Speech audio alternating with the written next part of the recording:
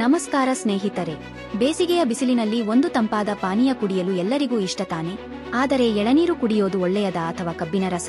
ಇವೆರಡರಲ್ಲಿ ಯಾವುದು ಬೇಸಿಗೆಗೆ ಉತ್ತಮ? ಇವತ್ತಿನ ವಿಡಿಯೋದಲ್ಲಿ ಇದಕ್ಕೆ ಉತ್ತರ ಕಂಡುಕೊಳ್ಳೋಣ ಬನ್ನಿ. ಬೇಸಿಗೆಯಲ್ಲಿ ಎಳನೀರು ಮತ್ತು ಕಬ್ಬಿನ ರಸ ಎರಡೂ ಜನಪ್ರಿಯ. ಎಳನೀರು ತಂಪು ರಿಫ್ರೆಶಿಂಗ್ ಆದರೆ ಕಬ್ಬಿನ ರಸ ಸಿಹಿಯಾದ ಎನರ್ಜಿ ಬೂಸ್ಟರ್. ಆದರೆ ಆರೋಗ್ಯಕ್ಕೆ ಯಾವುದು ಒಳ್ಳೆಯದು?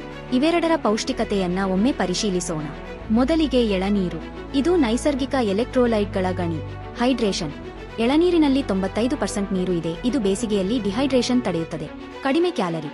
ಒಂದು ಗ್ಲಾಸ್ನಲ್ಲಿ ಕೇವಲ 40-50 ಕ್ಯಾಲರಿಗಳು, ಆದ್ದರಿಂದ ವೇಟ್ ಲಾಸ್ಗೂ ಒಳ್ಳೆಯದು. ಪೊಟ್ಯಾಸಿಯಂ. ರಕ್ತದೊತ್ತಡವನ್ನು ಸಮತೋಲನದಲ್ಲಿಡುತ್ತದೆ. ನೈಸರ್ಗಿಕತೆ. ಯಾವುದೇ ಕೃತಕ ಸಕ್ಕರೆ ಇಲ್ಲ, ಶುದ್ಧ ಪ್ರಕೃತಿಯ ಉಡುಗೊರೆ. ಒಟ್ಟಿನಲ್ಲಿ ಎಳನೀರು ತಂಪಾಗಿರಲು ಮತ್ತು ಆರೋಗ್ಯವಾಗಿರಲು ಸೂಪರ್ ಆಯ್ಕೆ. ಈಗ ಕಬ್ಬಿನ ರಸ. ಇದು ಎನರ್ಜಿಯ ಪವರ್ ಹೌಸ್. ತಕ್ಷಣದ ಶಕ್ತಿ.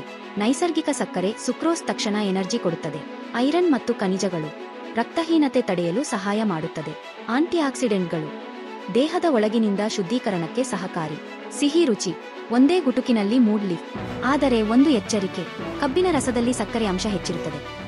ಆದ್ದರಿಂದ ಮಧುಮೇಹಿಗಳಿಗೆ ಅಥವಾ ಕ್ಯಾಲರಿ ಎಣಿಕೆ ಮಾಡುವವರಿಗೆ ಸ್ವಲ್ಪ ಜಾಗರೂಕತೆ ಬೇಕು. ಹಾಗಾದರೆ ಯಾವುದು ಗೆಲ್ತದೆ? ಒಂದು ಕಿರು ಹೋಲಿಕೆ.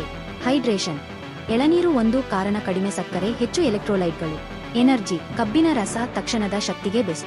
ಕ್ಯಾಲರಿ. ಎಳನೀರು ಕಡಿಮೆ ಕ್ಯಾಲರಿ, ಆರೋಗ್ಯಕ್ಕೆ ಒಳ್ಳೆಯದು. ರುಚಿ. ಕಬ್ಬಿನ ರಸ ಸಿಹಿಯಾದ ರುಚಿಗೆ ಜನಪ್ರಿಯ. ನನ್ನ ಒಟ್ಟಾರೆ ಆಯ್ಕೆ ಎಳನೀರು. ಏಕೆಂದರೆ ಬೇಸಿಗೆಯಲ್ಲಿ ಹೈಡ್ರೇಷನ್ ಮುಖ್ಯ ಮತ್ತು ಇದು ಎಲ್ಲರಿಗೂ ಸೂಕ್ತ. ಆದರೆ ಸಿಹಿಯಾದ ಎನರ್ಜಿ ಬೇಕಾದರೆ ಕಬ್ಬಿನ ರಸ ಕೂಡ ಒಳ್ಳೆಯ ಆಯ್ಕೆ. ಹಾಗಾದರೆ ನಿಮಗೆ ಯಾವುದು ಇಷ್ಟ? ಎಳನೀರು ಅಥವಾ ಕಬ್ಬಿನ ರಸ? ಕಾಮೆಂಟ್ನಲ್ಲಿ ತಿಳಿಸಿ. ಮತ್ತು ಈ ವಿಡಿಯೋ ಇಷ್ಟವಾದರೆ ಲೈಕ್ ಮಾಡಿ, ಶೇರ್ ಮಾಡಿ.